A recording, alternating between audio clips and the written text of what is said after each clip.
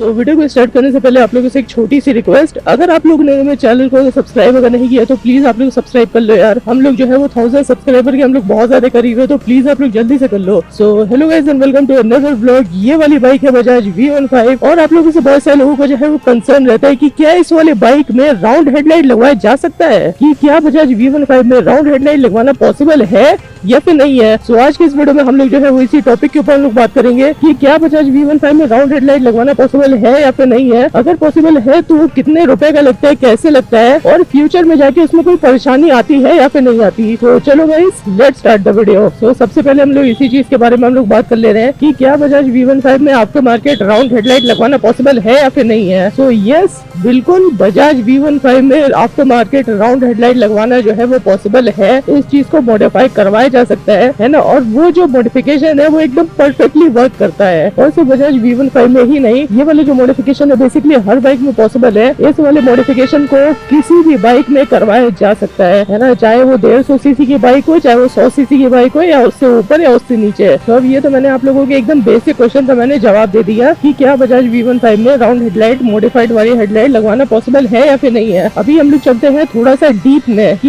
ये वाला modification basically bike में होता कैसे है। तो अभी देखो, अभी जो राउंड वाली हेडलाइट है ना, इसको बजाज V15 में लगवाना जो है वो बहुत ही ज्यादा सिंपल होता है। इसमें ज्यादा तामझाम इसमें नहीं होता। उसमें बेसिकली आप लोगों के 4 होल्डिंग के उसमें पॉइंट उसमें दिए गए रहते हैं, जिसको सिंपली जिसको बजाज V15 के आगे के फ्रंट सेक्शन में इसको इंस्टॉल करवाया जाता है। तो इतना ज्यादा सिंपल होता है इसका इंस्टॉलेशन। लेकिन अब ये तो इंस्टॉलेशन वाला पार्ट हो गया, अभी इसके वायरिंग का क्या। तो देखो, इसकी जो वायरिंग होती है ना वो बहुत ही ज्यादा सिंपल होती है। तो इसमें आप लोगों को 3 टाइप के इसमें वायर जो है वो मिलते हैं। सबसे पहला वायर हो गया DRL का वायर, दूसरा वायर हो गया हाई बीम, और तीसरा वायर हो गया लो बीम। और आप लोग जो हेडलाइट खरीदोगे राउंड वाली, उसमें भी आप लोगों को 3 वायर जो है वो मिलेगा। बेसिकली इसका जो वायर का कनेक्शन होता है ना, वो होता है बेसिकली इतने बड़े से कनेक्टर से, इतना बड़ा सा आप लोगों के हेडलाइट के बाइक के साइड से एक प्लग एक होता है, और आप लोगों की जो राउंड वाली जो हेडलाइट होगी उसमें एक मेल उसमें प्लग होगा, जो आप लोगों के बाइक के प्लग में बेसिकली वो फिट हो जाएगा। मैक्सिमम इसमें आप लोगों को 6 वायर इसमें मिलते हैं, है ना, और मिनिमम आप लोगों को 3 वायर इसमें मिलते हैं। चलो अभी इसके बारे में अभी बाद में भी बात करेंगे,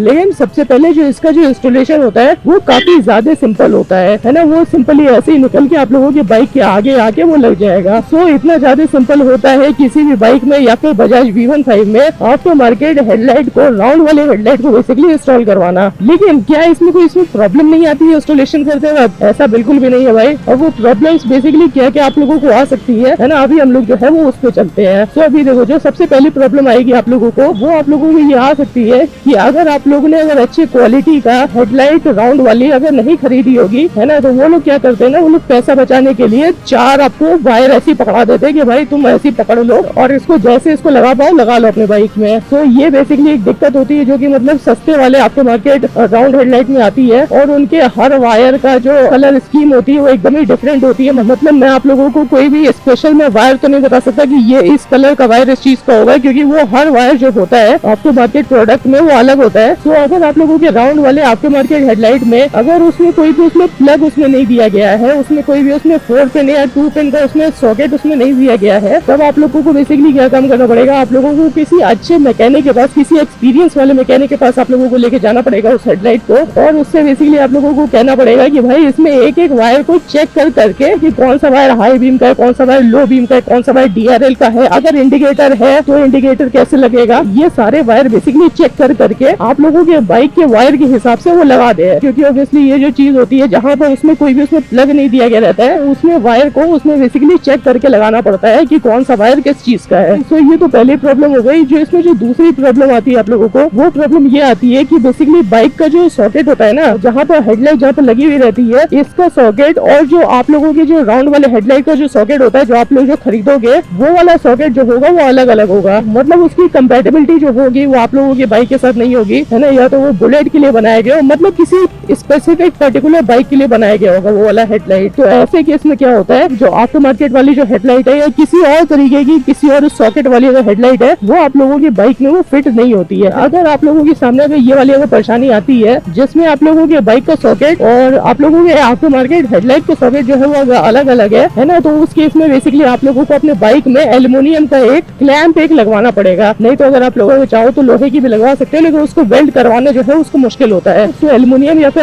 आयरन का आप लोगों को बेसिकली इतना बड़ा एक क्लैंप एक बनवाना पड़ेगा, जिसके ऊपर आप लोगों की आफ्टर मार्केट वाली जो हेडलाइट है वो उसके ऊपर बैठेगी, मतलब उसके ऊपर फिट होगी। अगर आप लोगों की आफ्टर मार्केट वाली हेडलाइट अगर कंपेटेबल नहीं है तब क्लैंप जो है वो बनवाना जरूरी होता है, क्योंकि अगर नहीं बनवाओगे ना, और अगर किसी भी काम चलाओ तरीके से अगर अपने बाइक में अगर लगवा लोगे तो हेडलाइट, तब बेसिकली तब दिक्कत क्या होती है कि हेडलाइट कभी कभी नीचे गिर जाती है। तो इससे अच्छा तो यही है कि आप लोग जो है एक प्रॉपर एल्यूमिनियम का या आयरन का क्लैंप एक बनवा के उसको अपने बाइक के फ्रंट में उसको वेल्ड उसको करवा लो। वेल्डिंग से क्या होगा ना, वेल्डिंग से वो नीचे नहीं गिरेगा और वो टूटेगा नहीं, तो वो आप लोगों को काइंड ऑफ वो परमानेंट हो जाएगा, है ना, जिसकी वजह से मतलब स्टेबिलिटी आएगी आप लोगों के बाइक के आफ्टर मार्केट वाले हेडलाइट में। अभी हम लोग चलते हैं तीसरी प्रॉब्लम पे, और सबसे बड़ी प्रॉब्लम पे। ये वाली जो प्रॉब्लम है जो आप लोगों को मॉडिफिकेशन करवाते वक्त आएगी ही आएगी, ये वाली प्रॉब्लम है बेसिकली इस वाले इंस्ट्रूमेंट क्लस्टर की प्रॉब्लम। कि जैसे अगर आप लोगों को बजाज V15 का पूरा अगर आगे का लुक अगर देखोगे तो इसकी जो फ्रंट वाली जो हेडलाइट है ना वो हल्की से डिस्कवर की टाइप की है, और डिस्कवर टाइप के हेडलाइट होने से इसका जो इंस्ट्रूमेंट क्लस्टर है ना वो वाले इंस्ट्रूमेंट क्लस्टर बेसिकली वो